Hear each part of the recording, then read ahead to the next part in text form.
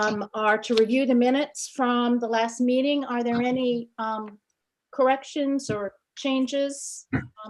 Hopefully the line numbers on the pages will make this a little bit easier in case you have something. I'm gonna say, I like that. I'm glad you did that. Well, when I realized we were going to have like 6 pages of things, and well, I'm glad you like it. We'll continue to do that for, for our meetings, just to make it faster, I think. Does anybody have anything? On page 4, line 11, because that's the area where we were talking about the personnel board. And there's this note that Bob Oxon noted that if the select board appointed the members of the budget committee, I think that's supposed to be personnel board instead of budget committee. Because that whole discussion area is about the personnel board. Okay, I think you're right. And I don't think we ever talked about Appointing. the select board appointing a budget committee. All right, good catch.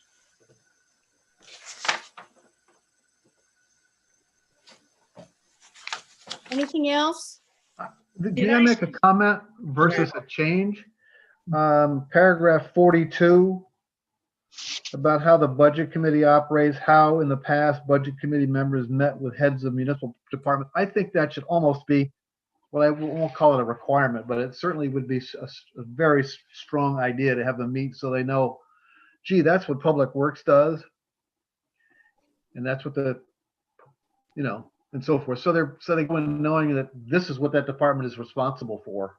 I think, and Jean was commenting that had started a couple years ago. Jean, I think when you were chairman of the budget committee, you had pre-meetings. Right. For the people that were new to the budget committee, that prior to the budget meetings commencing, you would go to the department. Sometimes you could go to the department itself and meet with the department head. We did. We actually had a meeting with the department head, and we had a tour of whatever facility we were at. I don't know, is that? Now, where that's a really good practice, I don't think it's something that really belongs in a charter.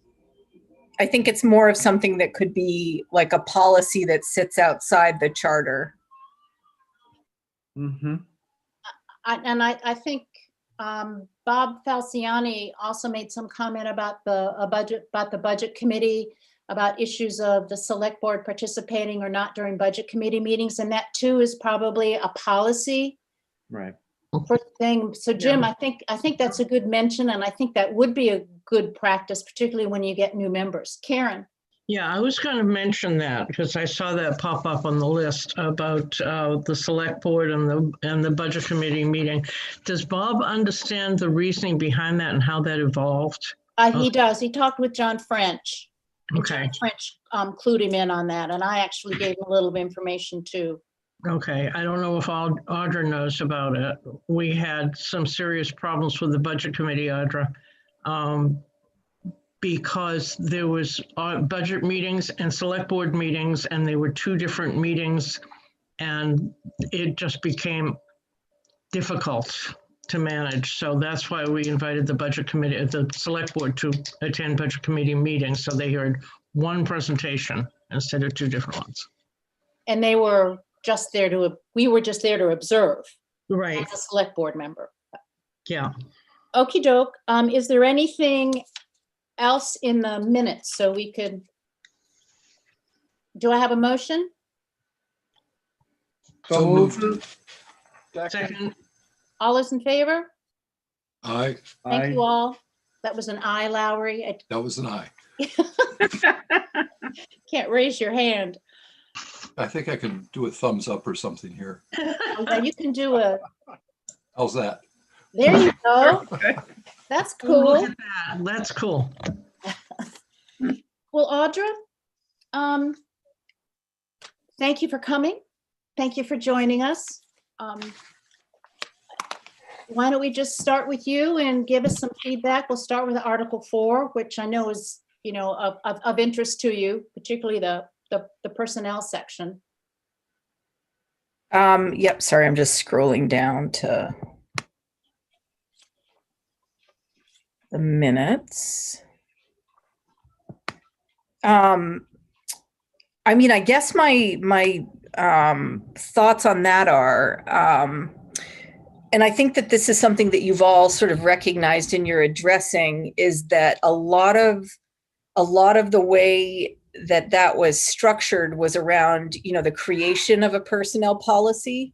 And since that's done, and it's really just sort of like, revision and amendment to that policy, kind of one of the most important reasons why the personnel board was created in the first place was sort of already it's been accomplished for quite a while. And I think that, it's very rare for a town to have a personnel board sort of, established within their charter. And I think just given, all of the complexities around the legalities of managing personnel, it can be really challenging to have, a board of citizens with any responsibility in sort of the, the more day-to-day operational side of personnel management. And so I would just recommend that, it seems like something there could be a role for some sort of personnel committee going forward, but I think that it's more of one of those groups that I think it would work just as well if it were appointed by the select board and they have a very distinct purpose of doing things like providing, citizen input on higher level policy. And that's really, the personnel board that was established when I came in as town manager. There were people that had been there for a very long time. A lot of them were very knowledgeable of, the complexities around, personnel management, and they kind of knew that it was a boundary that they shouldn't step into. And I'm not saying that's necessarily different with the new boards, but I think there could be some confusion as boards turn over the years as to what their role is. So I think that, kind of taking them out of the charter, making it something that's advisory, appointed by the select board with a pretty clear policy around what their role is going to be really important, just for making, clarity of roles and responsibilities. Audra, the language that we have under duties of personnel board that really calls it the role, and actually we didn't write it, the personnel board wrote that language saying that it is advisory in nature and intended to serve as a resource to support the town manager and select board. Do you feel like that's a clarification of the role? Yeah, and I think that's really great. I just am not certain, again, that it should be in the charter. I think maybe that could be something, again, that sort of sits outside of the charter in some sort of policy or ordinance. Okay, I'll ask what you all, I'll stop talking. Jean, I'm just going to go up in order as I see people on my computer. Jean, do you have any feedback for Audra on that? So are you basically saying you're not against having a personnel committee, but you'd want to see it outside the charter to define what the committee's role would be? Yeah, and I guess like at every turn, I think this is, and this is something I'm always going to advocate for you to be as minimalist as possible when it comes to the charter, and have the charter be very high level and foundational, as opposed to trying to put, a lot of stuff that could be covered by a document or a supplemental policy or an ordinance that is more flexible and subject to change. So that's always going to be sort of the advice that I give. Okay. So I mean, I can see it. I don't want to see. Hey, Jim. I can understand Oh, I'm sorry. your point of view there. I just would not like to see the policy board, committee, whatever you want to call it, disappear entirely. So I can see that perhaps we can have something outside the charter, but something that still would not disappear because selectmen all of a sudden decide they don't want it. So I don't know quite how you would do that, but that's what I'd like to see. And I vote wonder, I vote with Audra and the kids. outside the charter. Yes. I wonder, one of the last articles that we will finalize is the one called transition. And that's where you talk about the things that have changed, particularly like membership of committees and things. And I suppose we could handle it if the Charter Commission voted to remove the Personnel Board from the charter, as opposed to just changing it to a personnel committee. We would have to write some transition language, because I don't know how we can't disband a committee that's been elected by the voters.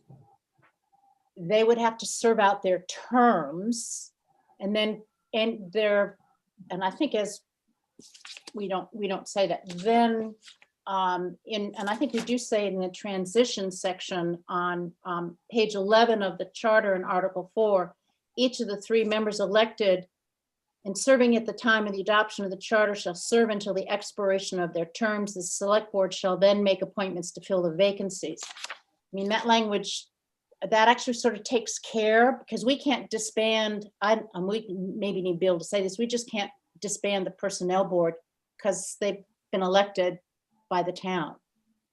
I mean, I think you can, you're the charter commission, and if you're making a recommendation and that's approved by voters to, in effect, disband a board that was I mean, that would be the same thing with, like if you got rid of, the select board and did something else with it. Oh, what an Yeah. option. Something that would sit out on the vote, would that sit outside of the charter, or would it be embedded in the charter to allow the personnel board to sunset as a board?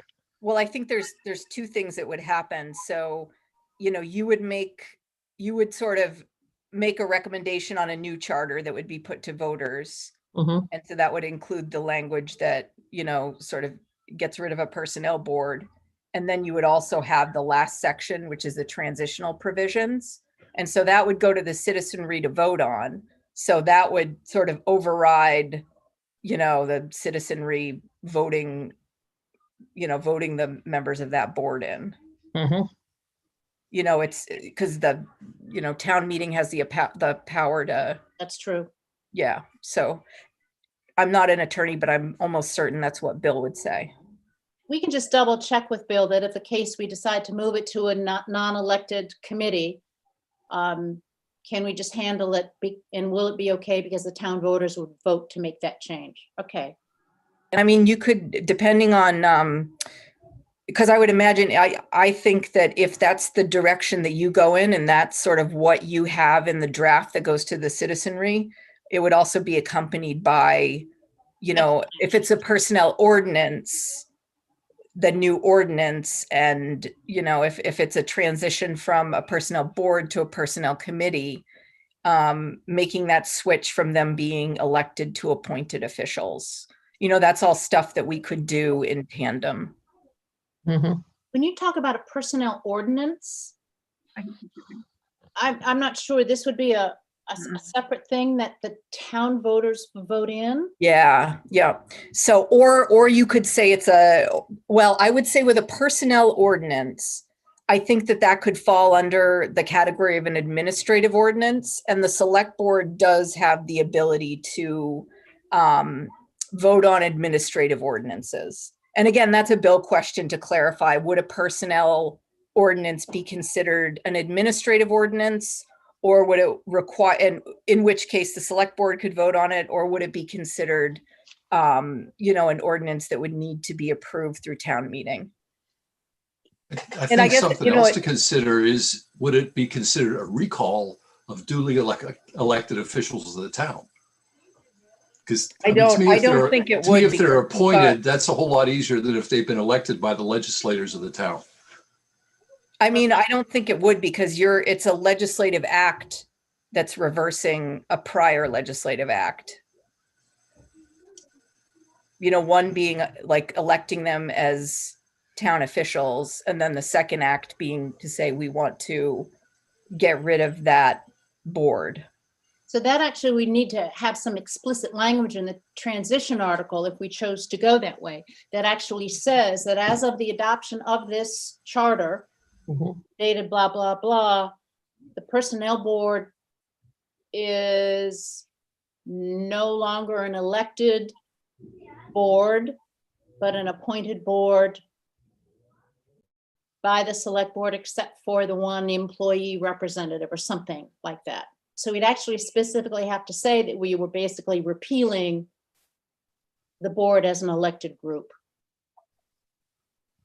And would that be part of the charter, the new charter? It doesn't Or would sound. that be? Mhm. 'Cause Yeah, it would be part of the, if it was a separate item on the warrant, one gets voted up, the other one gets voted down, then you're kind of in a bad place. No, I think it would have to go in the charter itself, in the transition article, the Okay. last article in the charter, saying that as of the adoption of this charter, the personnel board is reconstituted as an advisory committee to the select board, or words to that effect. So it's very clear in the charter that voting for the charter means that the board becomes a committee. I can see some language being written by Bill Kelly if we decide to do this. Yeah, Mark, do you have some reaction? I do. I'm just looking at I think it's Article 4. Correct. Section 3, Personnel Board. Are we talking about eliminating it completely from here? Or From are the- we talking about just changing how it's elected? Well, there's two things. Audra is suggesting removing the board from the charter, making it a committee, but that its duties do not reside in the charter. It's not enshrined by the charter, but it's, am I saying that correctly, Audra? yeah, and I guess like to give you sort of an idea of how that's done differently in other places, if you look at the Rockland Code of Ordinances, their personnel committee policy, all of that information sits within their Code of Ordinances as opposed to their charter. So Audra, are you suggesting we eliminate the Personnel Board section completely out of the charter? Yes. Yeah. Okay, I'm listening. Okay. Yeah, it's just what I said. You take it out of the charter and instead it's addressed through either an ordinance or a policy. And you have a personnel committee. And if we take it, Could we at the same time, if we eliminate this could we entire at the same time, Wait, let Mark finish, Jean. Hold on. if we eliminate this entire section on the Personnel Board out of the charter, when the charter comes up for vote, we then would have a standing board that has no Authority. authority or no interest, technical, that's not the word, no standing. Yeah. No standing, according to our, Well, yeah, that's what I'm saying is that by bringing this to voters and them voting on the charter in the new form, including removing the personnel board and all the personnel section, that would effectively eliminate that board. And at the same time, in the transitional provisions, I would imagine you would put in a section about, okay, we've eliminated out of the charter, but this is how we're going to deal with it now. We're going to, the personnel committee that's advisory in nature, appointed by the select board, and a personnel ordinance that, does whatever we think that ordinance needs to do. But that ordinance would include the policy manual. I wouldn't want the whole policy included in the ordinance, but I think the ordinance should make reference to there needs to be a personnel policy and the broad framework for what that should include. That's not too prescriptive so that it can, the policy can adapt and be changed as legislation changes. Can I give you an example? The legislature just passed an accumulated leave law. And so now we have to change our personnel policy to reflect that because that's, it's State law, right? state law now. Yeah. I guess if we were to go by the letter of the law and the way that we're supposed to do things now, that's going to take me forever to do. Going through But the process. that I have to go. the select board approves policy manual changes, not town vote. No, the personnel board does, but I don't think you understand what I have to go through to get it changed. I have to go to, I have to go to the personnel board. They want to go back to the staff. I have to go to the staff. They go back to the personnel board. Personnel board might want to change it. I have to go back to the staff. I have to go back to the personnel board. I have to go back to the select board, explain it to them. Maybe they want to make changes. I have to go back to the personnel board. I have to go back to staff. Took us 10 years to change the policy last time, just so it included both, full-time and part-time employees under one policy. So But it's if just, it's a state law, you wouldn't have, I'm not so sure that's a good example, because if it's a state law, you have to adopt it. of course we do, but I'm just saying, like, if we're going to follow the letter of the law in terms of how we do things, how we're required to do things as a town, my point is I'm not able to nimbly and quickly change policy to reflect state law. So of course I'm doing what's required by state law because it's state law, but aligning everything so it matches is a lot more difficult than it should be.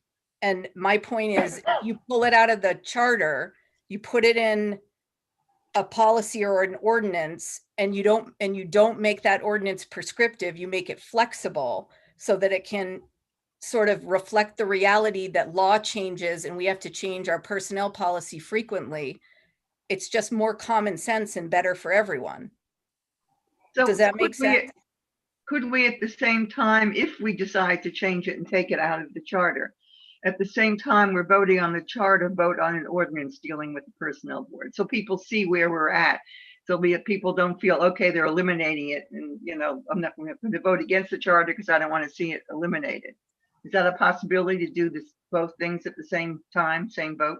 Yeah, absolutely. I think that if you're, especially like if you're going sort of like the minimalist approach with the charter and trying to make sure that you're creating a foundational document that underpins our system of government and how we want to run the town, but isn't so prescriptive that we can't be flexible to a changing world.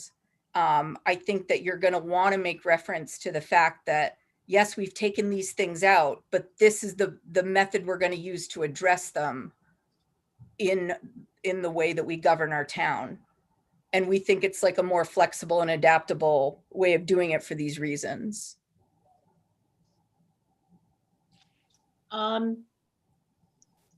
You like the Rockland, you like how Rockland addresses this. Is that correct? I'm not saying that's necessarily exactly what we want to do, but it's just an example of a municipality where the way that they've established a personnel board and just the sort of underpinning personnel policy is done by ordinance rather than by charter. Well, our personnel policies are actually, yes, it's in the charter, but it's the select board that approves the personnel policies. Well, what I'm saying though, Deb, is yes, Rockland has a personnel policy as well that's approved by the city manager, city council. It goes through city manager, city Right. council, but there is an ordinance saying thou shalt have a personnel board and you need to have a personnel policy. Does that make sense? Okay. So there's like Mhm. two It's a different things going on. It's a freestanding ordinance. Well, I mean, they've got a code of ordinances, so no, not really, but yes. It's not in the charter is my point. Okay. Yeah. All And I'm right. not saying that's exactly what we want to use, but structurally that's sort of just an example of what I'm talking about. Does anybody else? Laura, I can't see whether you're. Yeah, I mean, do we have other of these kind of freestanding ordinances? We've got I mean, we've got police we've got ordinances. too many freestanding ordinances. Well, should they be put in one place? Yes, we So- should have So a that we've code. got, we got police, land planning, et cetera, and then we've got all these miscellaneous things. Lowry, by charter, we're supposed to have a code of ordinances, but no one's ever put it together. Right, that's in the charter. I Okay. know that. It was And I supposed would to happen. recommend you don't take that out. Leave that in there. We should have a code of ordinances. I agree. It's That could all- be a I mean, we- recommendation, is that you say that we need to implement the code of ordinances. But it's a recommendation from a lot of stuff we've seen is if it's in the charter, you really have to do it. You can't be elective about what you do. Because there have been many things over the past many years that have not been done in accordance with the charter. Right. Yep. Well, that we have the requirement to codify everything, and it's been in the charter for at least 40 years and it's never happened. That has to go through a budget process, actually, and there are a number of towns in Maine that have used that E-code 360 to do that exact thing, where they actually provide the technical expertise to do that. So you're not asking Janice to try and format this all into one numbering system and lettering system. Is there anything else on personnel?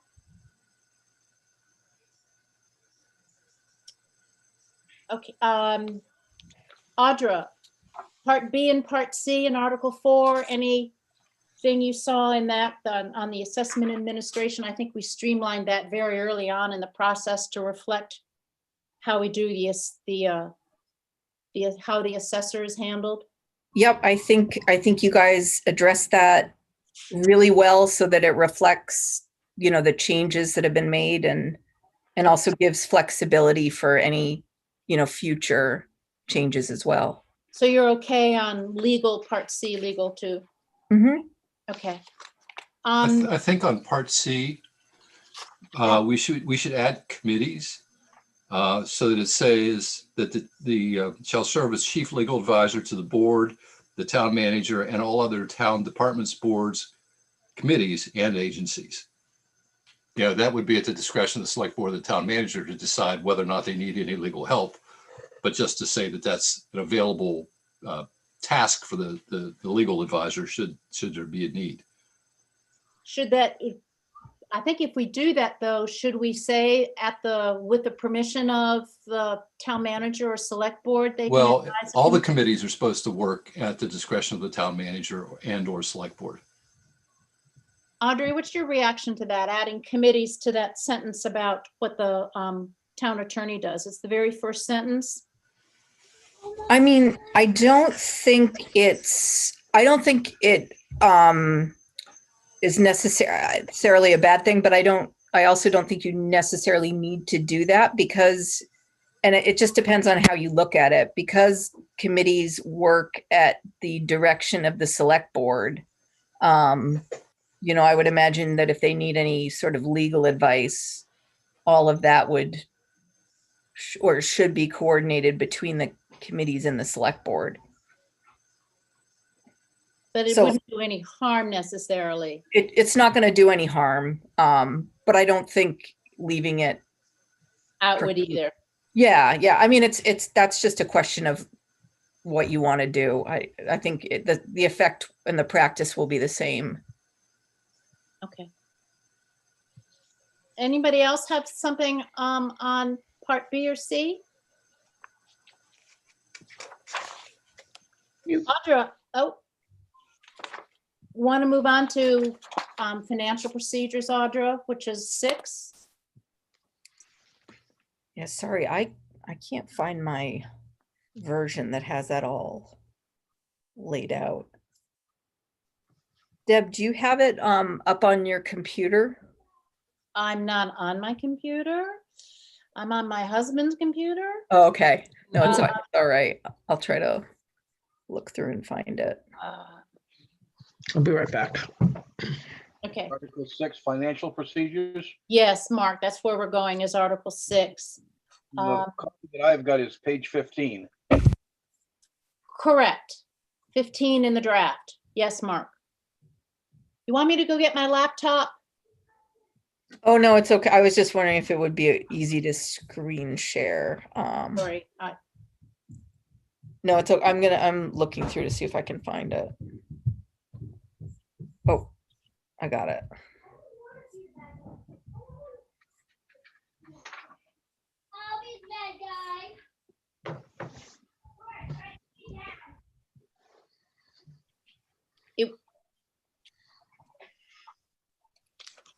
It was included in what we emailed, Janice emailed to Bob and the select board. So the 4, 5, and 6 in a digital version.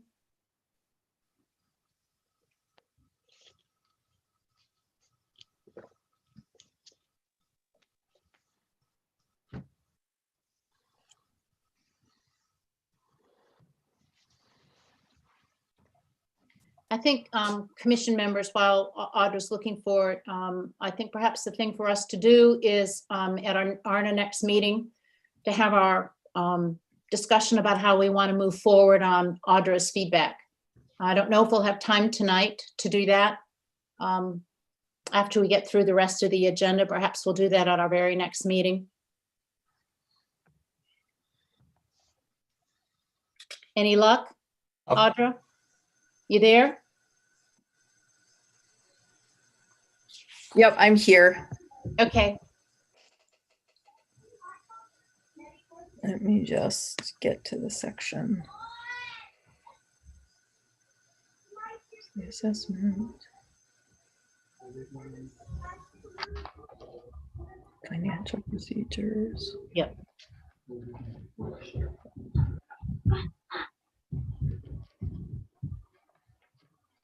I don't think submission of the budget section 2 has changed much. What we did was reordered this because it really wasn't in sort of a chronological order, Audra. It was a more higgledy-piggledy. And so what we tried to do is at least put the sections in order sort of how things happened in the process. So that was generally what we did. And of course, the other big change we made was to the budget committee, as you know, and then added the section on endowment funds and gift management, and then added some disbursement procedures. So, oops, sorry. Well, I like your tango. That's nice. I don't know who's calling me from Portland, Maine. It's probably somebody else trying to sell me a car warranty extension on a car I haven't had in 8 years. Still getting those. Okay, Audra, you're on. Yeah, so, and I know Bill kind of addressed this, but one thing you might want to consider with the budget adoption process, I think that moving forward, you might want to give a lot of thought to whether or not that sort of, in-person town meeting floor vote on the budget is something that we want to require every year, or do we want to think about the budget approval happening by secret ballot vote? And we have some feedback from Bill as a result of our last discussions, and he suggested some language on how to, in the town meeting section, which is in Article 1, adding some language that would allow for the flexibility of the select board putting it on the ballot like we had to this year, in case we need to be, in case we're in that situation again.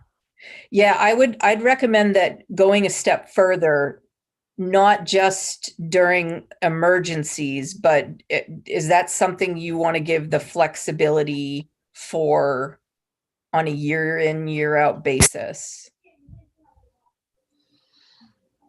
Not me.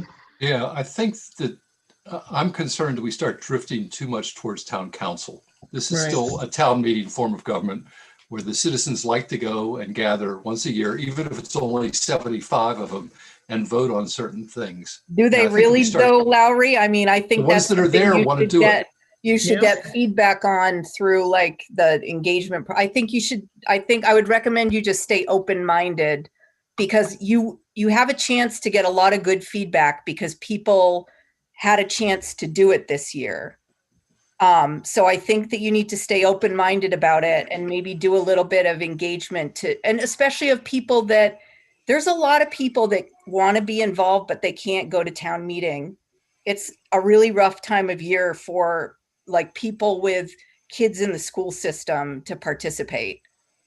Well, I think one of the ideas that we have had and a draft of a survey was created and we haven't used it yet, was to get feedback on how people felt about voting on the budget this year by secret ballot. And I think that that is a step to go through. We also have a draft that we're going to discuss, hopefully if we get to it tonight, of sort of a press release, and it mentions that as well. So the thought of getting some feedback is one of the ways is to do a survey and basically ask people, how do they feel about the process of budget approval this year? We can simplify, there's a lot more questions in that survey and we could sort of pare it down to really get feedback specifically on that. We could also do that by, reaching out to the media and getting some information out there and getting feedback. So I think we do need to solicit response from people on how they liked it this year. I mean, I would say that this year it was sort of the most democratic budget approval process ever. We had better turnout for the July election than we do for most presidential elections. So you had more people voting on the budget this year than you've ever had before. I'll just say one more thing and then make sure everybody else has a say. I think if you went in that direction that it was always on the ballot, then there would have to be a rigorous public information process beyond people just being able to watch a budget committee meeting. Other towns that do vote by ballot require the select board or the town council to have a public hearing, in which case they have the public hearing before they vote on their final numbers to go on the ballot, to make sure that there is that chance for that public input before the select board vote to what they want to put in the budget to go on the ballot. I have a question on that, Deb. Yeah. When you talk about having a public meeting, that means that the budget is already written up, and so only the select board gets to vote whether it stays on the warrant or not? No. I was talking now that if we made the change in the charter, that the budget is always voted on by secret ballot. My mind tells me that we would have to make sure that there was an opportunity for a public hearing before the select board votes on what their version of the budget is that would then go on the ballot. I see, okay. Like other towns that do it on the ballot, they have a public hearing before the select board's final decision on what their number is going to be that's going to be presented. Mark? Yes, I'm very much opposed to setting it so that it's always on the secret ballot. There's an awful lot of things that get discussed in that town meeting about different budget articles. And to take that away, this year was different. Hopefully this is the last time we'll have to do it that way. But I do not like it being secret ballot only. Neither do I. Reaction from any other folks? Jim? You have some feedback? I think town meeting is very important. I think a secret ballot is probably kind of the wrong direction to go. I like staying with the town meeting, having people actually have an opportunity to become involved. I mean, that's great and all, but you guys are, I think one of the things that you need to consider is that all of you are on the Charter Commission because you're people that really understand and participate in town government. So I think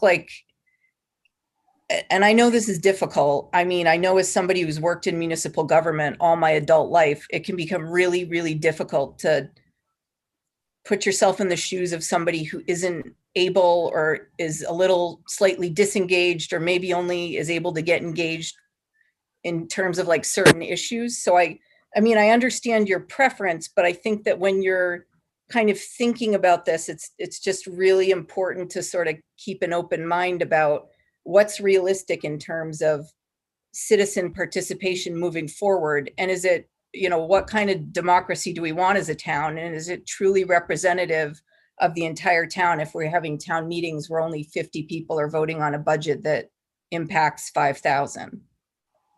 Lowry, do you have a reaction? Yeah, I previously said that I would prefer to keep it as a town meeting format. And although it's not exactly a pure democracy, I would rather have 75 people who are engaged, understand the issues in the town, voting on it, than people that are clueless. Maybe that's an elitist view of it, but there will always be a big chunk of people that basically don't care. As long as you plow the snow, deliver the mail, I don't care what the local government is. And we run into that all the time. And so we're left with this cadre, this core of people that are the ones that man the committees, that do the volunteer work, that would speak at town meetings and those kind of things. I think that that's kind of just the nature of the world. Mark? There are so many things in our budget that the citizens do not get to say anything about anyways. Everything from the school to the contracts with the personnel, that taking it away what little they do get to talk about at town meeting, just I don't think is right. I think we need to keep it as a town meeting the way it is. I think one of the things we can consider, we talked about this, Deb, is launching a campaign is a bit much, I guess, but letting people know, or having programs, library talks at the library about municipal government, about our government. I think people come, when I moved here almost 50 years ago, it was a very different community. We had people, 100, 200 people would come to town meeting, make a day of it. And I understand it's a different time and place, not a different place, but certainly a different time now. But I also felt for many years that we don't make an effort as a community, and maybe as a government, to actually engage our citizenry. So I think part of that, people not coming, is that we don't really engage them. And I think maybe that's something we need to think about. I mean, we have a library that does wonderful lecture series. I know Audra does reports. I don't think many people even know that those reports are there for them to read. So I think an educational campaign would help if to bring more people to town meeting. Yeah, I thoroughly agree with that. Yes. Well, I do think that we need to get the reaction from as many people as possible on how they felt it went this year. And I'm not saying you should do one thing or another. I'm just saying you should keep an open mind and listen to, I think that as a group, you're always going to advocate for town meeting because you like the form, you're engaged, you obviously care about the town, all of you understand how it works.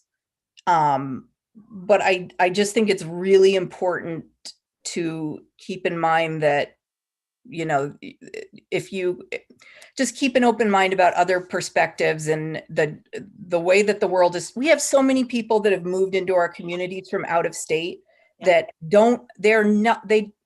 they don't understand what a select board is. They think it's a city council. They don't know what town meeting is. This is, to anyone outside of New England, the way that we do things here is crazy. And I mean, I'm just saying, that's the reality of the community that we live in. And I think, there are going to be people that sort of get involved in the town and come on board and end up like all of you and think that it's great and they're engaged as well. And it works for them and it works for their lives. But I just think it's really important, if you genuinely want to revise the charter so it's sort of meeting the needs and expectations of the citizenry, to keep an open mind to feedback that they might give about things like town meeting and how a budget's voted on and how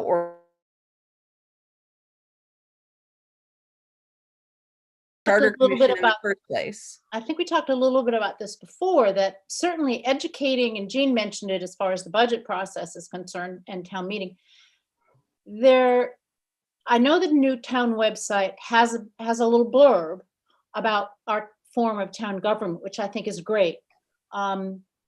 You could also put a link out there that goes right to the MMA's explanation of the form of government, which would be helpful.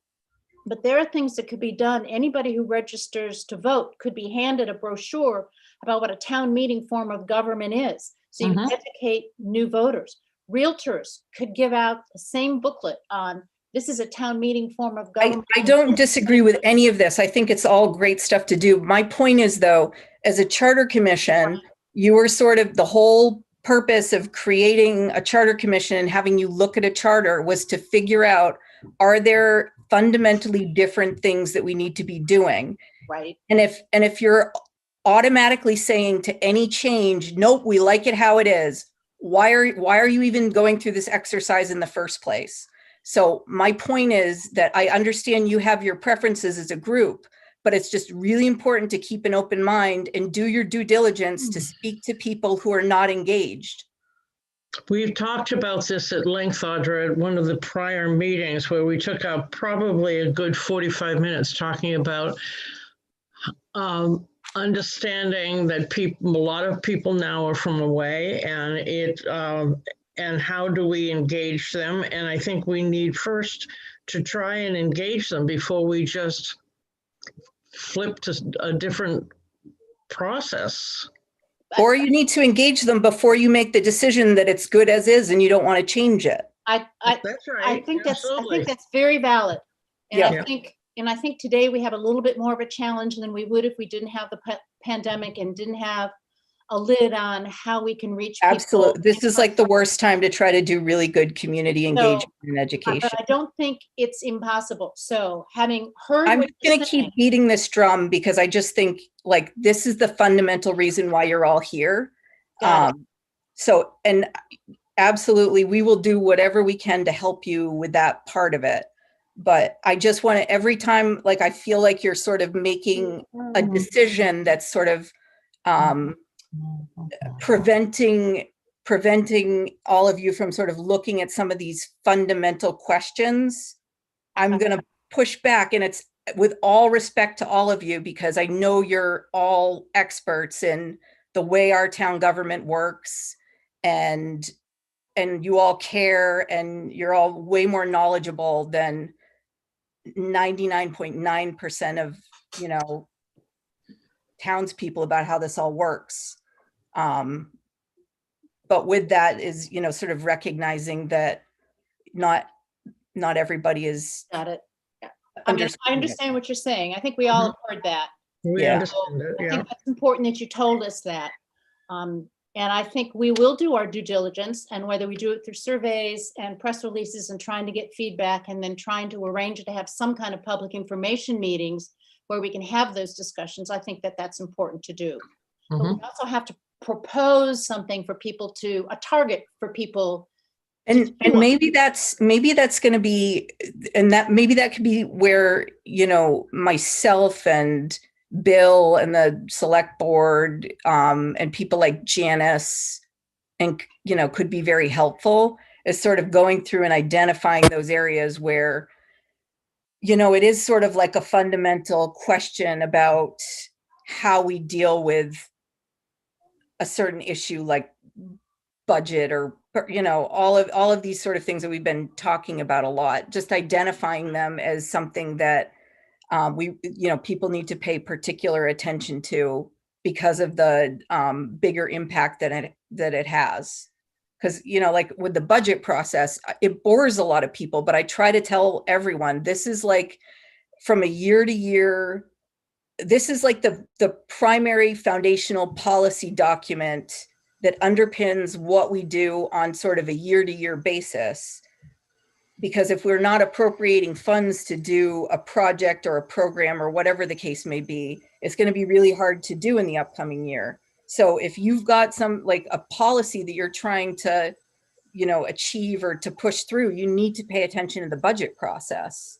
So yeah, I think things like that, if we can sort of point them out, it could help you get the feedback and attention that you need, that it's something that people might need to grapple with a little bit and not just look at it and kind of gloss over it or not think about it too deeply.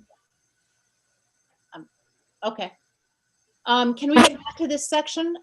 Okay, so you hit the broad stroke about how the budget is handled and asking us to keep an open mind. Are there any other are there some specifics in here in this section that you have some feedback for us on, other things that you want us to consider?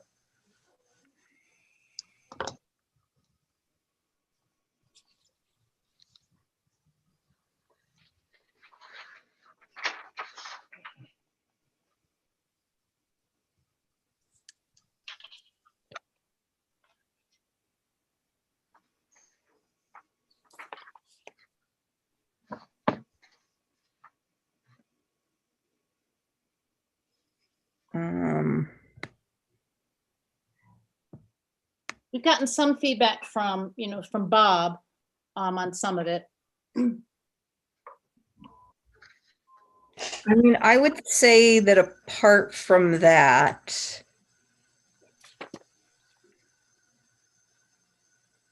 yeah, I would say apart from that, it's probably, but I mean, I think that's big enough for now.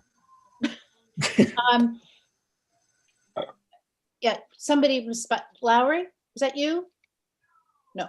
What? I didn't say anything. Oh, I thought somebody said, like they were. Oh, sorry. I do have one thing. Disbursement procedures. Again, I think that better sits outside the charter in a policy. Deb and I met with Bob this morning and talked about that because that's a section that he's not been comfortable with because it's too descriptive. And Deb, did you write down what we came up with? It's like 2 sentences. It basically says that the select board has the responsibility to have oversight and management of expenditures and collections, and we'll do that regularly. And to ensure that the financial procedures meet generally accepted accounting practices for municipalities. Right. We're going to eliminate, we're talking about eliminating all the areas where it says that invoices are approved every 10 days or whatever it is and all that kind of stuff. But just basically say that the select board's in charge of that area and that they've got to manage it regularly in accordance with generally accepted accounting standards. So section Perfect. 10 is what we're talking about, everybody, in financial procedures. Feeling was that was too detailed and too procedurally oriented as opposed to policy oriented. So instead of making it step by step how you pay an invoice almost, and when things get signed, we'd put a statement that it's the select board's responsibility to, on a regular basis, to monitor the appropriations and make sure that we're following the right kind of accounting procedures.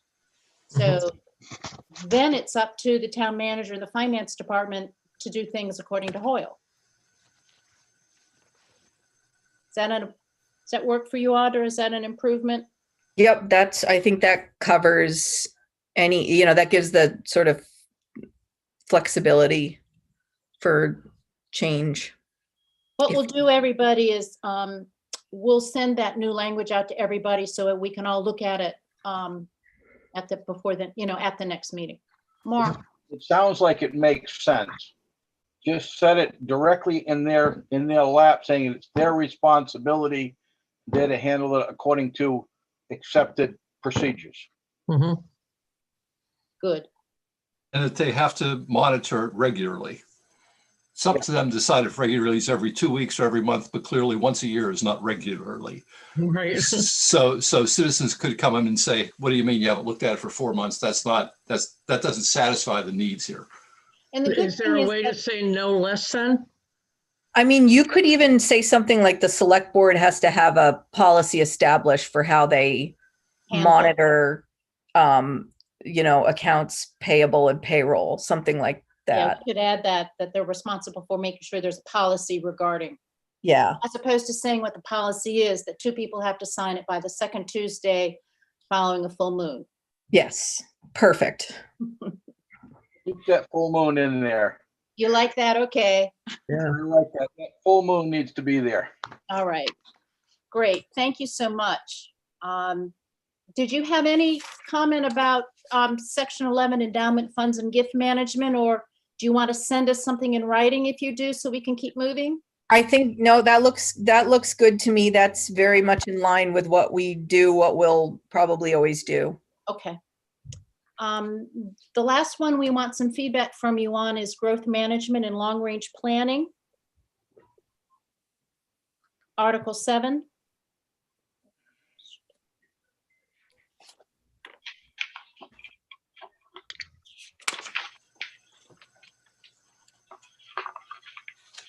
Yeah, I guess the one comment that I would make is that we've sort of like in this section, you've sort of like specifically tasked the planning board with quite a bit. So you might want to be more like, I'm not saying somebody shouldn't necessarily be doing it, but you might want to build in some vagueness or flexibility as to who. And In which section? Um, On the comp plan or the zoning ordinance? I would say not the zoning ordinance, but definitely the comp plan and the implementation. Wait, actually, the implementation doesn't mention the planning board, but I would say the comp plan. Because who knows, maybe in the future, you know, I know planning boards of past have really sort of taken the bull by the horns, and they've also done the comp plan. But maybe in the future, you know, everyone will decide that it's too big a task to sit within the planning board that has all these other responsibilities. I'm not saying that'll necessarily be the case, but I just, you know, you might want to build in that flexibility. So that could be the case.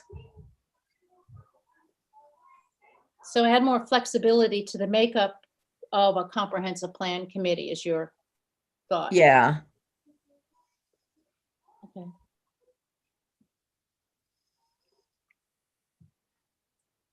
Does anybody, any of the gang want to ask Audra any question about that or have any feedback for on that? Well, I would just say that we had a lot of discussion about that when we were drafting this. And one of the things that we came up with is the last 2 times that the comp plan was revised, there was an attempt made to get general public, and basically no general public showed up. Yeah, there were some individuals who were involved, but nowhere near enough were involved to work on the comp plan. And didn't actually the planning board have to recruit those people? Yeah, and so basically we said a couple things. One is that the people on the planning board tend to understand these kind of issues better than the average public. And you know, we've tried, and this is in 2 separate periods of time, separated by a number of years, that level of commitment. And that's why we left it the way it is. And it could be in 10 years from now, if things change, if the state restarts the state planning office or something like that, and comp plan requirements change, then that's why we've got the ability to go in and amend the charter. Well, I'm always going to advocate for you building in flexibility so that we don't have to amend the charter every time situations change. You know, I feel like just kind of like looking forward and building that flexibility in from the beginning is always going to serve us better than being super rigid and then having to say, oh, well, you know, this is what we've got. We've got an opportunity to do it this way, but we can't because of our charter. We can look at that again, of course, and we could say something like at least X number of members of the planning board, because I think you need the presence of planning board members because of their expertise. Sure, you could be as vague as saying representation from the planning board. And maybe that's the entire board, maybe that's one person, you know, whatever the case may be. Okay. Anybody want to have anything else they want to comment about that section or ask Audra any questions? No. Oh, No. yes? Nope. Okay, Audra, thank you Yes, thank you for having me. so very Thanks, much. Audra. Thank you. We will certainly get back to you, once we've had our time to go through all of this and have our discussions, and we certainly will give you some feedback.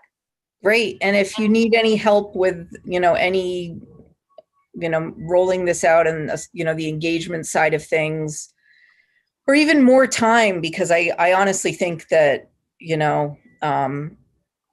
just given the impacts of COVID on anything that requires public engagement, we found this for basically anything that we're doing, just more time, recognizing that we've all been sort of like put on hold. I'm more than happy to strongly advocate for you to have the time you need to do what you need to do. Well, particularly if that could become an issue if we can't have public information meetings in person. Mhm. Yes. I think that a lot of us have now had a number of Zoom meetings, but I have issues with it going beyond 9, 10 people. I think that it's unwieldy for that. And certainly for a public hearing on something, I think it's problematic. So, being able to get back in the Opera House, even if it's having 2, 3, 4 sessions is better than, but we'll see how that goes. And so thank you very much for that offer. And thank you for your very direct feedback. I think it was important for us to hear that. No, and I appreciate you being so open-minded to it as well. So the only other thing I want to say is later, if you double check Article 5 on the wastewater department and just send an email saying this is okay or not, because that would be great, because you're really the one that's most involved with the wastewater department. So yeah, and you all worked on that we went back and forth quite a bit on that from the very beginning. Yeah, So we I'll circle back to it. Yeah, we finished that 6 months ago. Yeah, So if you take one more look in that would be great. absolutely. All right, thank you, Audra. Yes, thank you, everyone. Have a good Audra. evening. Thank you. Okie doke, guys. We'll definitely continue this conversation, I think, at our next meeting, if that's okay, so we can keep going. And we'll see what kind of time we have. I would love your feedback on that draft included agenda item 3 that began on page 5. This was sort of an attempt to do sort of a first outreach to the community through the media, or whether, I sit down with somebody like Linda Clancy or whoever, or somebody from Village Soup who covers this, or, Penn Bay Pilot. So we can start getting some information out there to people. And so this is sort of a draft of a press release or something. So I'd love some feedback.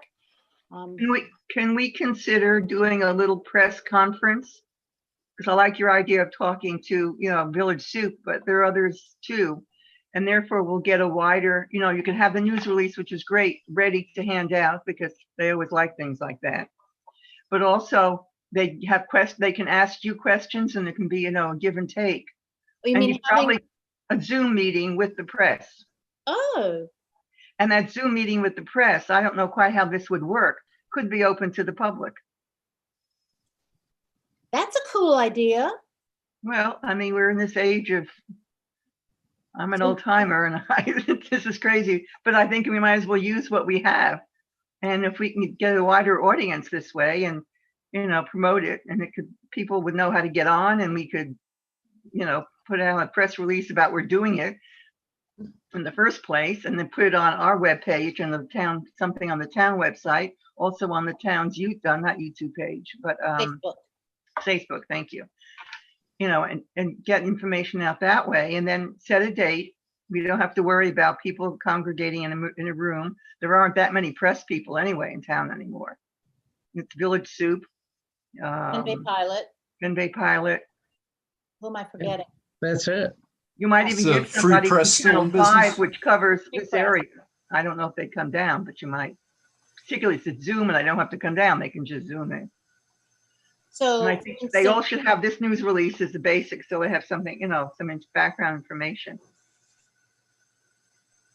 I know that I've seen, I think it's on Village Soup over here, some interviews going on that sort of play all of the time that aren't necessarily live.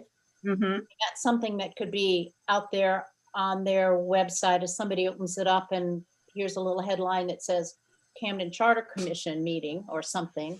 We could have that on our town website too, so people could go back and look at it.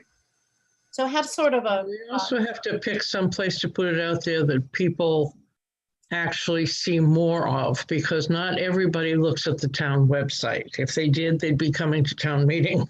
So we need to find those places where the people are that don't look at town websites and that sort of thing. I think Village Soup, Penn Bay Pilot is good.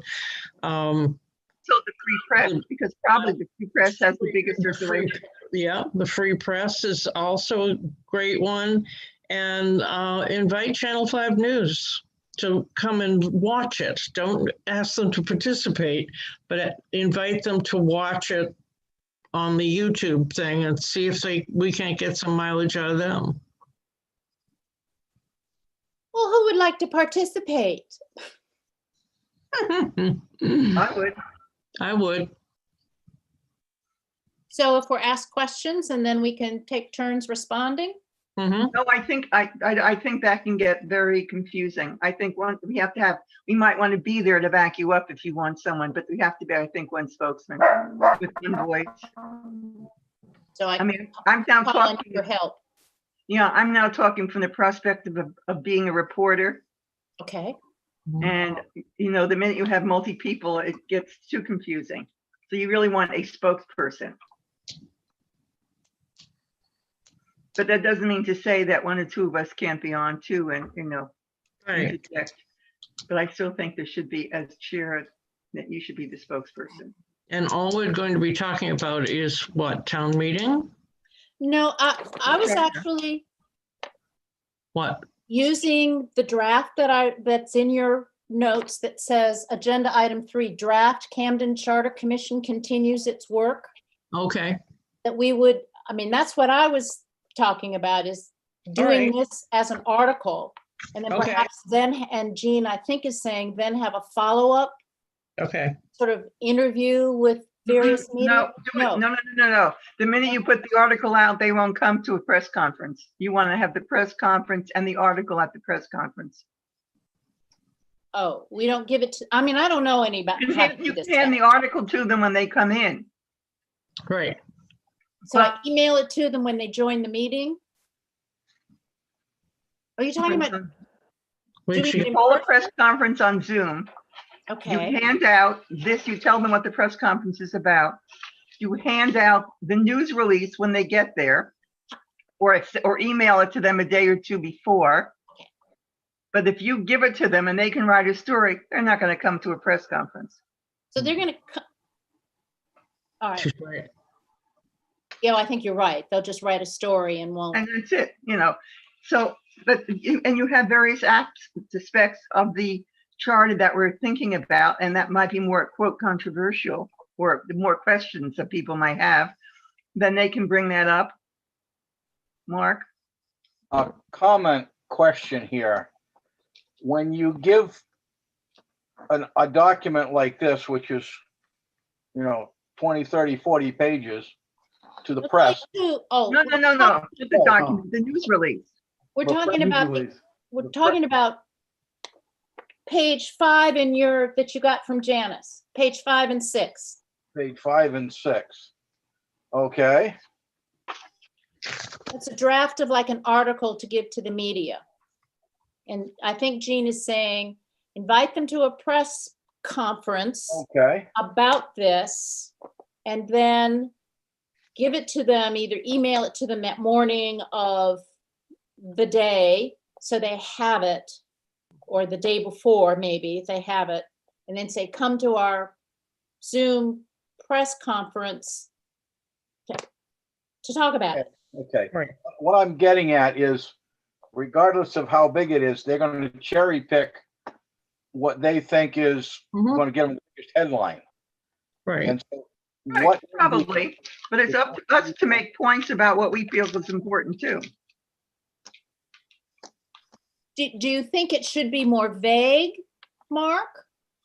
I'm not sure. I'm The thinking news that, release, we may give them too much information, and we may end up with an article about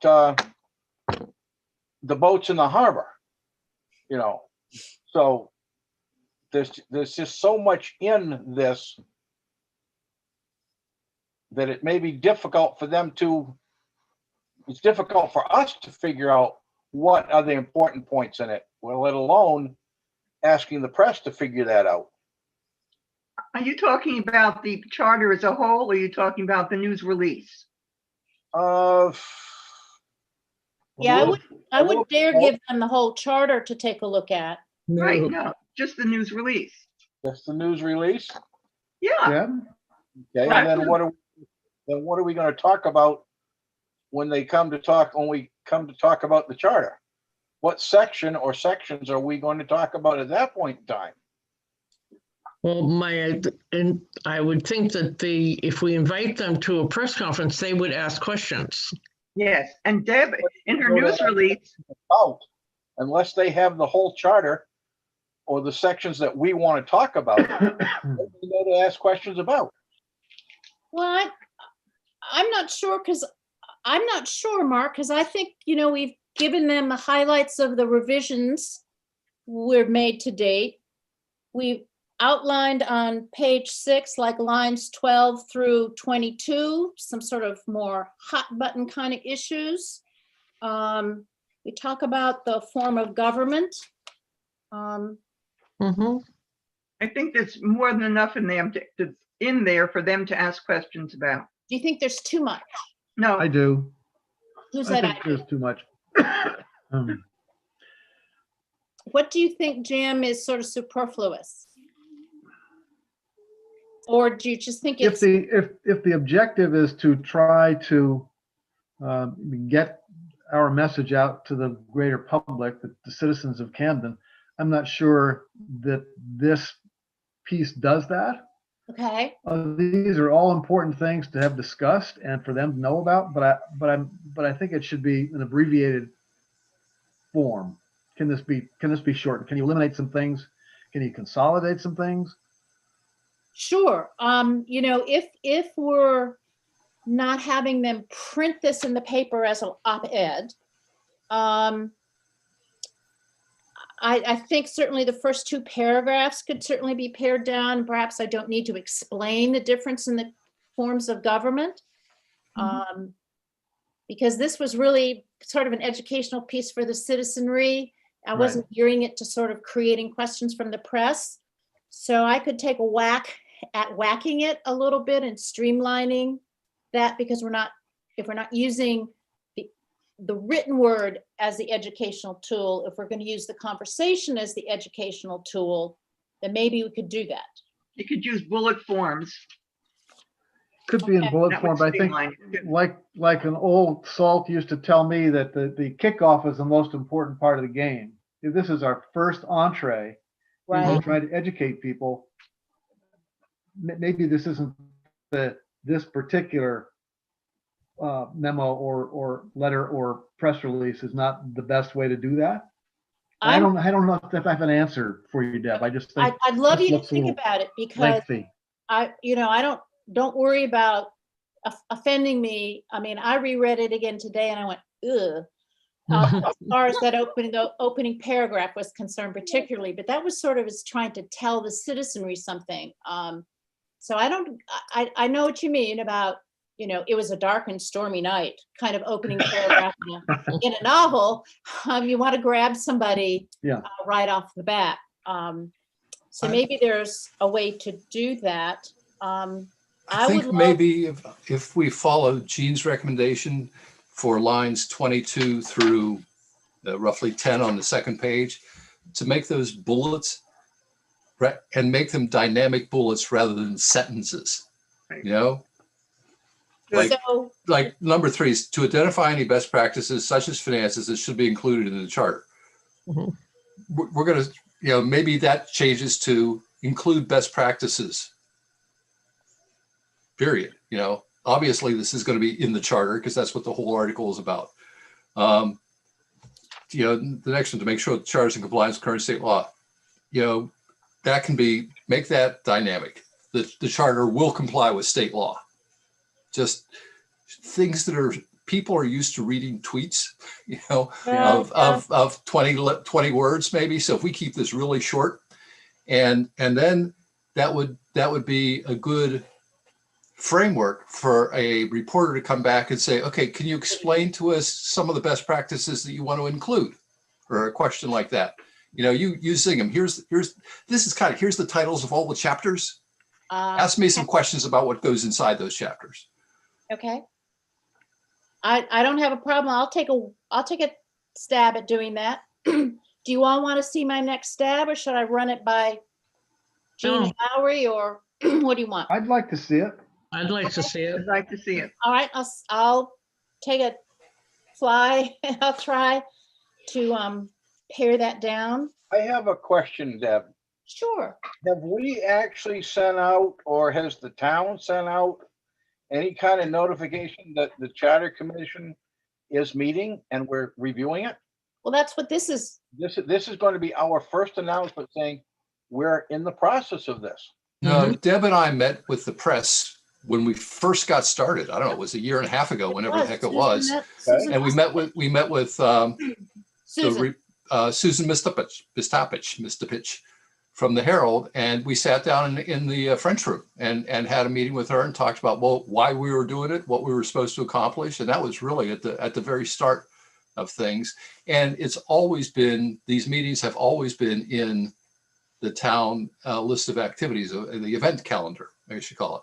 So it's never not been out of the news. Now, whether or not people choose to look at that calendar or not, it's a separate issue, but it's always been listed in there. So this really is our first that we've generated, other than that interview with Susan, which is why I kind of went into that heavy language in the front, trying to introduce that, you know, we actually have been doing something. Yeah, go ahead. Somebody. The first two paragraphs are good background for the press, but I agree with bullets.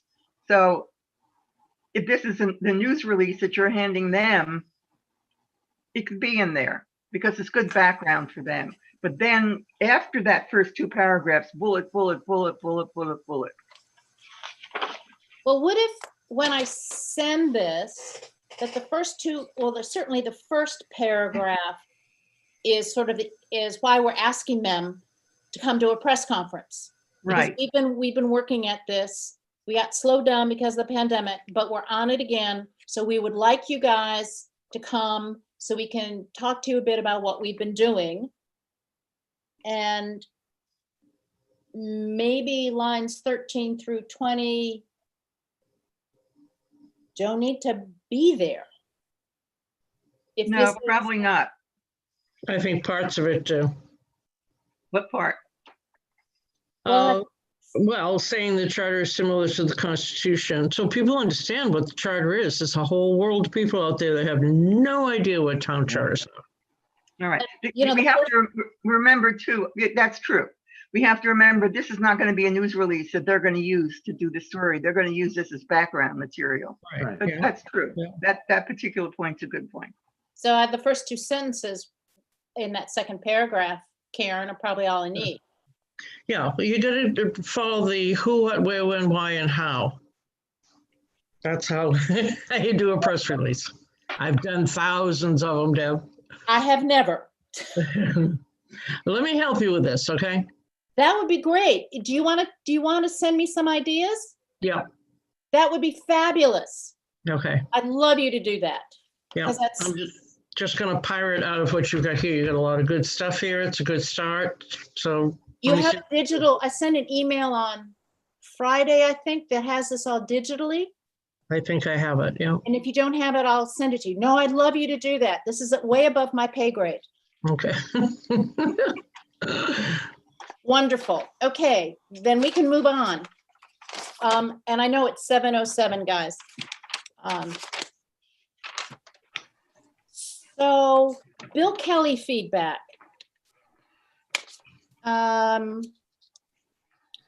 So you saw that starts on the bottom of page 6. Sorry, I didn't do the pagination very well. So my explanation was, you know, we sent some more information to Bill to get feedback. And this was about using the ballot to vote on the budget. Having listened to Audra, it's interesting to me that Bill said he's doing it as giving them the flexibility in case of an emergency or something, as opposed to Audra's suggestion, which is just make it happen, that it's always on the ballot. He's got some good suggestion on language of giving them the flexibility to do it if necessary.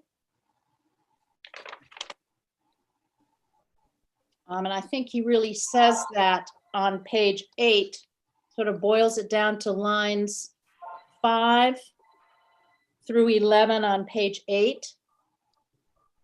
It would be helpful to have some consistent language in the charter to avoid confusion in the future.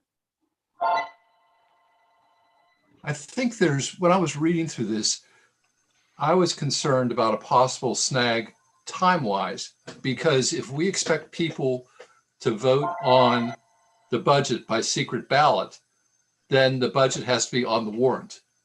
Okay, Yes. Which for the June ballot or June vote means that it's got to be on the warrant in April in order to get the ballots printed and distributed to absentee voters and what have you. So all of a sudden, if the disease or some other crisis flares up May 10, what do we do?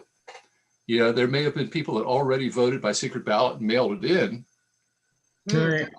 You know, I'm not sure how we handle that, but I think that it's unfortunate that we've got this time lag at both voting times of the year, but I think that should be taken into consideration when we work on this possible language, because it's going to be a real hiccup in the process.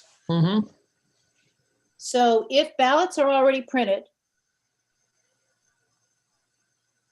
well, ballots are, if they've made the decision in April to put it on a secret ballot, then the town vote has to happen somehow. But you're saying that if we can't even have people going into the fire station to use the secret ballot, we're up a creek? Well, I'm saying what happens if a pandemic comes down the 1st of May and there's inadequate time to print ballots with all the budget information on them and get them distributed to people, because they would have had to be distributed to people in April. Then what do we do? I mean, hopefully we will never have a pandemic again, but who knows? I'm thinking we can't have to worry about that. I mean, this is our first pandemic that I remember. And so I think we have to have a little, just kind of take it with a grain of salt and say, we'll deal with it if it happens. Which is what they did this year.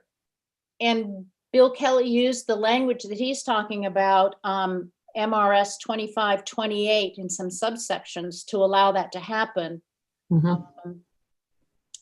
And I think that language that he proposed in 22 to 25, which is a variation of the language we sent him, in the event an annual town meeting is not held due to exceptional circumstances, blah, blah, blah. The last year's budget is sort of what keeps you going until you get a new budget. But that seems to me more important than having the language that they can put it on the ballot. I think so too, because it says if you have a crisis, here's how you're able to keep on going. Yes. I do think that Otter has a point, and the survey I proposed does talk about how did you like voting by secret ballot. I think that's not information that would be informative for us, might not change how the preference of this group, but I think that is important to follow through on, to try and get input, feedback on how people felt that process worked this year. So what do you guys think? Do you want to try to put in both sets of language, or continue to mull this over and wait till we get some feedback? Let's mull it over. Yeah, I've mulled it over. Mulling. And I think we need to, in our next meeting, talk about the feedback we heard tonight. Yes. Okie doke. So let's keep thinking about this then, and how we might include some of this to give some flexibility. I get the need for flexibility. here is right below that, even though it was slightly out of order. I think Bob Falciani's comments, certainly on the, I think we dealt with this a little bit on the Personnel Committee. I can see where he's sort of falling in line with, Audra's point of view, and I think we should discuss this next time too, if you're okay with that. My reaction to Bob's language about the Budget Committee is that certainly this past year, Mark, you were there. Yeah. Some people felt that the Select Board was injecting They were. themselves a lot in the Budget Committee's deliberations. At most of the budget meetings last year, there was a majority of the select board members there. Not all of them, but there was at least 2 or 3, sometimes 4 there on any given budget night. And I don't think they took over any conversations, but they definitely at times put their points forward, and I appreciated it. That's interesting. Yeah, because that was something that initially that was never going to happen, but times change. And I think it has to do with how the meeting is being run. I mean, if the Budget Committee chairperson feels that the Budget Committee itself is not participating enough and the Select Board maybe is too much, that would be the chairperson's Mhm. role. Mhm. Because I really think Karen, and I think you might have been the one who initiated this. Mhm. We were there to observe. Right. So we understood the Budget Committee's thought process. So when the Select Board discussed it on their own, we Mhm. weren't doing it in a vacuum. We Right, and understood their point of view. they were hearing exactly the same presentation. Both the Select Board and the Budget Committee were hearing this one presentation instead of a presentation to the committee and then a revised presentation to the Select Board, which was causing a lot of conflict. Mhm. I don't know if a charter change is required. We could put in that section where it talks about, let me get to it.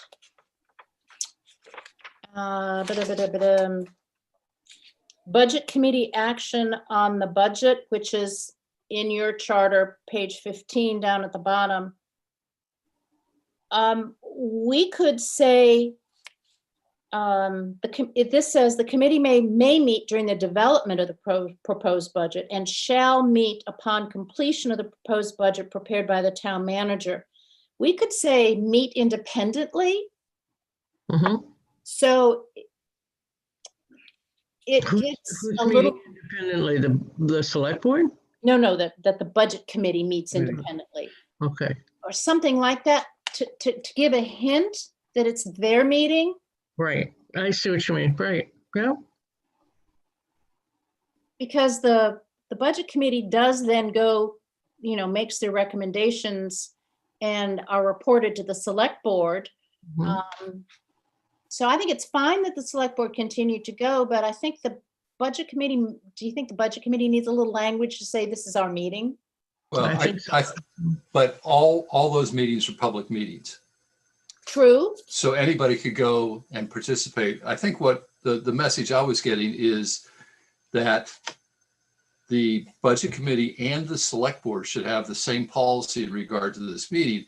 The Select Board attends, as Karen has said, so that when the head of a department comes and explains why they need to spend a certain amount of cash, they don't need to re-explain it to the Select Board later and everybody hears the same explanation. But that it's not for the Select Board to ask questions or begin to lead the conversation in support of a program that they like. That's not the purpose. That's why we have two separate committees, and that the select board does not do the budget. We have these two different groups so that they can look at it from different views. So to me, that's a housekeeping matter within those two committees, that you need to have the select board chair and the budget committee chair meet ahead of time and say, look, this is how we're going to run the meeting. Yeah, and then that's not a charter thing. I don't think that's a charter thing. I think that's too weedy. Yeah, I agree. All right, so we'll just leave it as it is, and they need to figure it out. It's just like going along with what Jean had instituted, meeting with the department, seeing the department, particularly new budget committee people, being able to learn what a department does. And you don't need to do that during a budget committee meeting, but if you learn about the department before the guy makes or gal makes a presentation about the department, you're further ahead. But again, that's a policy. Okay. What do you all think? Are you all happy with where we are tonight? Karen's going to help me redo. Deb, should we talk about our meeting with Bob today? Yeah, go ahead, please. We when we met with the select board as a group, we asked them to send in all their written comments and we received none.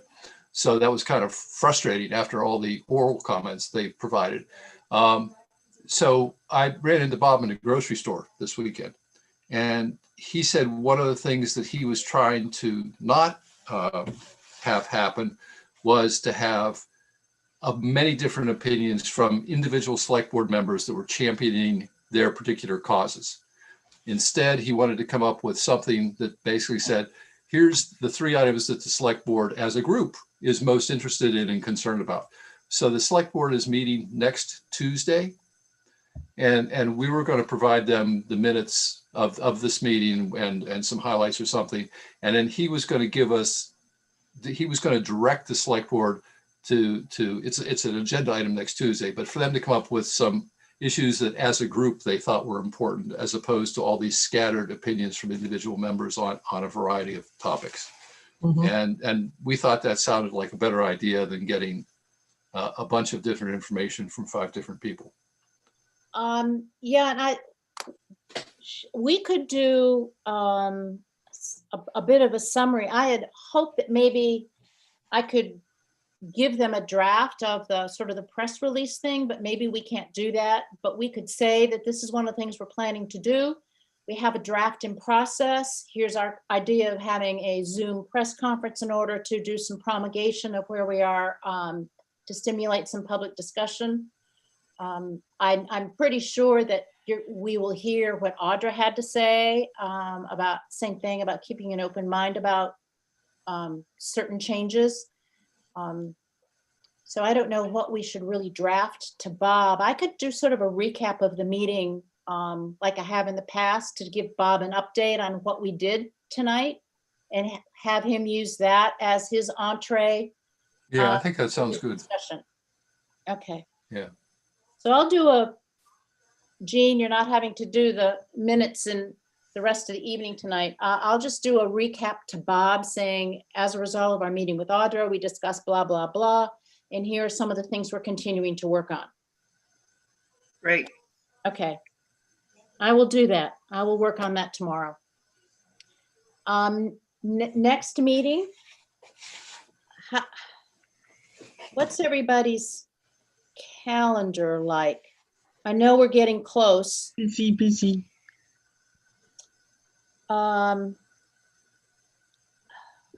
After Christmas? Yeah. January 20, No, not January. Oh, January 20. Right. You want something to do. Celebration Day. Celebration Day. Do you want to meet the week of the 28th of December? I mean, I know that the week of Christmas is a wipeout. I don't think that's fair. And I'm not so sure. Would anybody want to meet next week? Do you want to wait till after Christmas? Yeah. Is that most people feel you want to do it New Year's Day week? I mean, like the Wednesday, the 30th, it's not New Year's Eve. That works. 28th or 30th is fine with me. Okay. Which one's the Wednesday? The 30th. Say the 30th. Lowry, you disappeared on me. Lowry. Lowry. I don't know how to, Muted.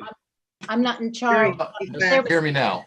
Lowry, we Sarge, can hear come on you back, now. boy. Does Okay, Wednesday, I got unmuted. I'm sorry, what date were you looking at? the 30th of December? Then we'd have feedback from the select board, which we would be able to have. Yeah, I guess so. Okay. I will notify Janice that we want to shoot for the 30th of December. I thank you all so very much. And we'll finalize sort of our feedback from Audra. That would be great. Any It was other? very helpful that she was there. I think so too. That was good. No. Well, we have to hear it. We have to hear No, it. of course. Yeah. I was going to make the suggestion that perhaps another person participating in our meeting should be open-minded, but I thought that was too snide, so I didn't say it. I know. Thank you. Do I have a motion to adjourn the meeting? Hey, hang on, can I just say one more thing before we Sure, go? Lori. You know, we continue to get closer to the point where we're trying to meet with public to get public input. Mhm. And by Zoom, it's going to be extraordinarily difficult. And that's with people who have access to Zoom. All the folks that don't have access to Zoom, they won't be able to tell us anything. Right. I think that maybe individually, as we bump into them in places, we need to lean on the select board and lean on Audra and say, hey, if Owl's Head can do this in live person meetings, why the hell can't we do it? Right. I mean, it's just, to me, it seems nuts that Owl's Head had a meeting with 45 people, appropriately distanced, wearing face masks, nobody died. If we follow all the state strictures, why aren't we allowed to meet? We can have 50 people in the Opera House, can we not? I mean, I think Yeah, so. for performance, yeah. It needs to be a facility more like an open gymnasium than the Opera House.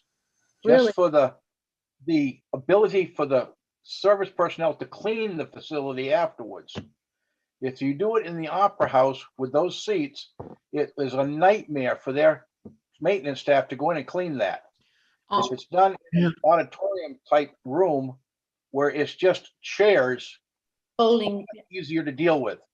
But they And clean it we after a have performance. Facilities that can support the YouTube or Zoom, open it up like the new gym at the middle school. They don't have cameras where they record the basketball games and stuff like that. No? Yes?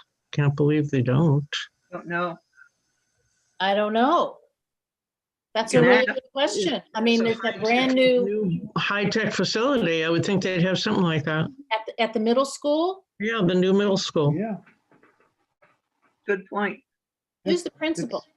Kind of the Taj Mahal of middle schools, isn't it? Oh my I God, don't- yeah. Yeah, Well, and I the first think Lowry thing raised a really good nobody was point. there. It was just, oh God. Yeah, I mean, I think we can complete our work, I don't know, end of January, early February, but then to sit and wait for however many months it might take to get public input is going to be very frustrating. Lots of things in the world may change. We may have to come back and rewrite it again. And I think that we talk about COVID fatigue. We're going to have charter fatigue if we have to, we go on for another 9 months. Yeah, we should check out the middle school and see what technology they have in their new facility there. Does And if they're anybody- willing to have us there. If they're willing to have, does anybody know the name of the principal? I guess I could look that up. I think it's Jamie Stone. Hmm? I think it's Yeah. Jamie Stone is the principal. Does anybody know Jamie Stone? And is that a No. Mm. guy or a gal? It's a woman. Well, I'll get in touch with Jamie Stone and see if their gymnasium is open to meetings. That's a good suggestion. And I can also ask Dave about the Opera House facility and how they've been handling it after performances. Mhm. Good idea. Okay, What about the high school auditorium? not in town, but okay, so I'll follow up on that. Okay. Okay. Thank you all. Merry Thanks, Deb. Christmas. Thank you. Merry Christmas. And Merry Christmas. Merry and happy and all the good stuff to All everybody. the good stuff. Hope everybody finds some joy. Oh, yeah. Yes, Thank you, it's guys. out there. Be safe and well, everyone. See ya. See Take you. care. Thank you. Bye. Bye-bye. Bye. Now, Janice told me that I pull down, it would say view stream on YouTube, copy streaming link, and that's all I've got. I'm up to here, Deb. I'll get it. So Janice, did you hear See me? where it says live on YouTube at the top left? Yeah, when I do, Red box. click on the red box. Well, you see the red box and there's an I do. arrow beside When YouTube. when I click on that, all it says is view stream on YouTube or copy streaming link. Okay, so you're missing the thing that says stop. So this should be Thank one above it that says